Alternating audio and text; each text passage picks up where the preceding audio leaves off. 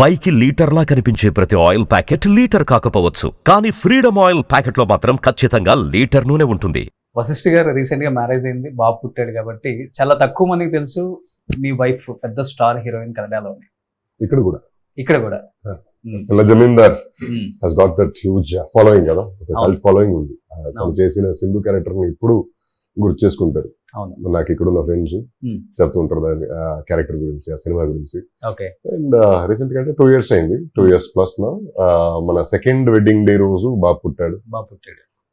His 2 months నా. So it's a beautiful journey. అంటే నాకు తెలిసిన నేను పెళ్లికి ముందు వేరే రకంలో ఉండేవాడిని. పెళ్ళైన తర్వాత లైఫ్ లో బాధ్యత అంటే ఏంటో తెలిసి వచ్చిందని చెప్పుకోవచ్చు. అండ్ ఒక ఓరియంటేషన్ ఉంది, ఒక దిశ దొరికింది ఆవిడ నా లైఫ్ లో రావడం వల్ల. అండ్ ఇప్పుడు బాబు పుట్టాడు. All the new responsibility, all the more Joy.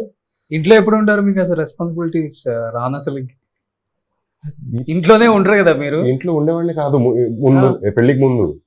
పెళ్ళైన తర్వాత ఇంటికి వెళ్తా, అదర్వైజ్ నా ఇంటికి నేనే గెస్ట్ పెళ్లికి ముందు అయితే. ఇప్పుడు బిజీగా ఉంటాం కానీ ఆ టైం దొరికితే అలా పరిగెత్తుకుంటూ ఇంటికి వెళ్ళిపోవాలనిపిస్తుంది. ఓకే, కానీ హరిప్రియ గారు అప్పటికే స్టార్ హీరోయిన్, మీరు అప్కమింగ్ అని చెప్పుకోవచ్చు, లేకపోతే చాలా తక్కువ సినిమాలో తీశారని చెప్పుకోవచ్చు. హరిప్రియ గారు మీకు కనెక్ట్ అవ్వడానికి వన్ ఆఫ్ ద రీజన్ అంటే ఏమని చెప్తారు? ప్రేమ, స్నేహ, గౌరవం.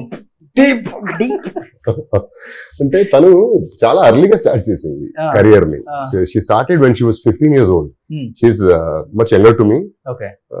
I am elder to her with respect to age. నేను కాలేజ్ నా డిగ్రీ అంతా చేసి తర్వాత I was in to IT, I was a developer. దాన్ని క్విట్ చేసి తర్వాత వచ్చి సినిమాకి వచ్చిన. సో మల్టిపుల్ స్ట్రీమ్స్ లో పనిచేసి వచ్చాను, లేట్ గా వచ్చాను కాబట్టి maybe you mean most of them ten to feel so. Otherwise we always share that adoration towards each other's work. ఆవిడ చేసిన సినిమాలని నేను చూసి నాకు చాలా నచ్చేది ఆవిడ on screen. I used to adore her work. Fan boy moment అంటే it was in the year 2016 అండి. ఒక సినిమా, ఒక కన్నడ సినిమా ప్రీమియర్ మన ఇద్దరు గెస్ట్ గా వెళ్ళాం, ప్రీమియర్ చూడడానికి వెళ్ళాం. క్రౌడ్ ఉన్నది. అప్పుడే నాది ఒక గోదిబండ సాధారణమై కట్టుకున్న ఒక cinema, that was a big hit. అది రిలీజ్ అయ్యి ఒక 2-3 months అయ్యింది అనుకుంటా. హరిప్రియ గారు చూసి నచ్చిందట వాళ్ళకి. నన్ను అక్కడ థియేటర్ లో, ఆ మాబ్ లో, ఆ క్రౌడ్ లో చూసి పరిగెత్తుకుంటూ వచ్చి నా పని గురించి చాలా అప్రిసియేషన్స్ ఇచ్చి ఆ మంచి మాట్లాడి వెళ్ళారు. అండ్ ఒక పెద్ద అంటే స్టార్ హీరోయిన్ గా తనకు నన్ను చూసి నా దగ్గరికి వచ్చి చెప్పాలనే అవసరం లేదు, అప్పుడు పరిచయం కూడా లేదు. So just for the sake of adoration for the work, and she came running and spoke to me. అది చూసి నేను అప్పుడే ఫిదా. నేను అంటే ఎవరి స్థాయి వాళ్ళది కదా, అంత మంచి స్థాయిలో ఉన్న వాళ్ళు కూడా ఇలా వచ్చి మాట్లాడతారా అనే ఒక సర్ప్రైజింగ్ ఎలిమెంట్.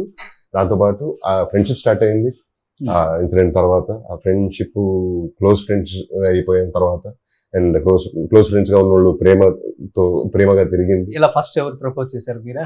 నేను నా లైఫ్ లో చేసిన మొదటి ప్రపోజల్ అదే చివరి ప్రపోజల్. జోక్ మనకు తిక్కేకండి అప్పుడంతా. అవునా? మనం ఎందుకు ప్రపోజ్ చేయలేదు? ప్రపోజ్ చేయాలి proposal in your life. And we felt for each other. And ఒక రోజు ఇలానే మాట్లాడుతుంటే, ఓవర్ నైట్ మాట్లాడుతుంటే వి న్యూ ఇట్స్ దేర్. అంటే త్వరలో ఎవరో ఒకరు ప్రపోజ్ చేస్తారనే ఒక ఫీలింగ్ అయితే ఉండే. అప్పుడు చాలా ఎమోషనల్ గా మాట్లాడుతునేసరికి I know where you're coming from, what you're about to talk. Please, can you give me an opportunity? This is my all-time wish that I want to propose a girl అనేది. ఎప్పుడు చేయలేదు ఇన్ని సంవత్సరాలకి. So let me do it. అసలు వినుకోండి, don't respond.